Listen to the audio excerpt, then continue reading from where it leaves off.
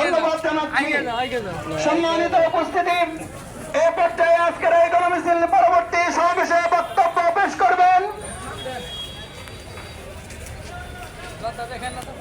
জাতীয় নাগরিক party NCP Bhurungamari উপজেলার সম্মানিত আহ্বায়ক মাহফুজুল ইসলাম কিরণ ভাই। ধন্যবাদ। আসসালামু আলাইকুম। ওয়ালাইকুম আসসালাম।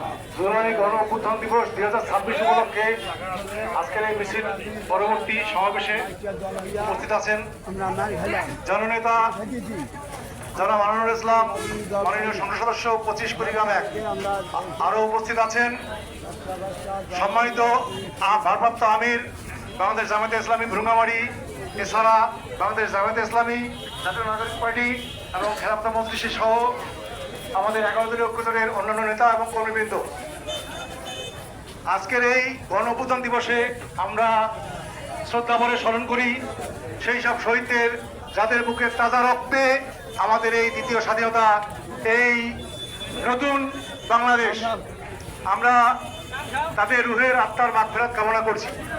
পাশাপাশি এই জুলাই গণ অভ্যুত্থানে যে সকল আহত হয়েছেন, অঙ্গহানি হয়েছেন, হাজারো সেই জুলাই যোদ্ধা, তাদের সুস্থতা এবং তাদের দীর্ঘায়ু কামনা করে আমি শুধু কয়েকটি কথা বলতে চাই।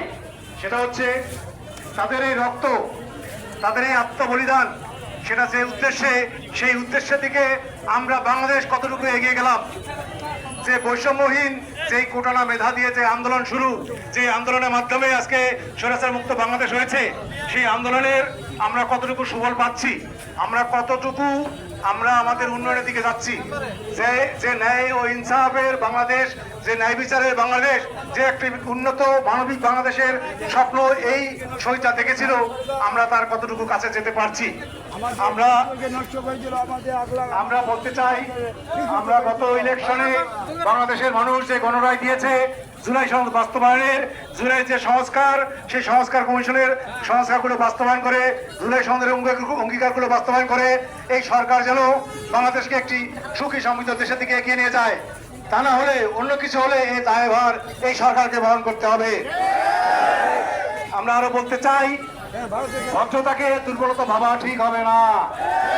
গত কয়েকদিন ধরে সারা বাংলাদেশে যে সুশৃঙ্খল ভাবে 11 দলীয় জোটের উপর যে আক্রমণ চলছে, যে নারকীয় হত্যাকাণ্ডের মতো ঘটনা ঘটাতে চাচ্ছে, এই উস্কানিমূলক আক্রমণের আমরা যথাযথ প্রতি আক্রমণ করার ক্ষমতা রাখি।